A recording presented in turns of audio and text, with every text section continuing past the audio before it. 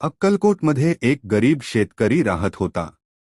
सतत दुष्काळ, कर्ज आणि आजारपणामुळे त्याचे आयुष्य पूर्णपणे उद्ध्वस्त झाले होते. घरात अन्न नव्हते, मनात आशा उरली नव्हती. शेवटी तो शेतकरी स्वामी समर्थांकडे गेला. तो रडत म्हणाला, स्वामी, आता जगायची ताकद राहिली नाही. सर्व संपलं आहे.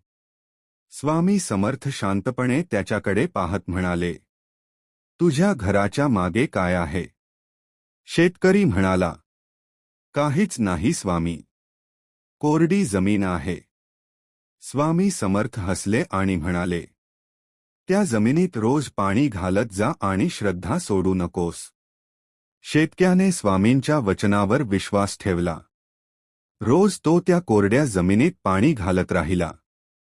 काही दिवसांतच तिथे एक छोटेसे रोपटे उगवले. हळूहळू ते फुलले, फळे आली आणि त्याच्या आयुष्याला नवी दिशा मिळाली. तेव्हा स्वामी समर्थ म्हणाले, जिथे श्रद्धा असते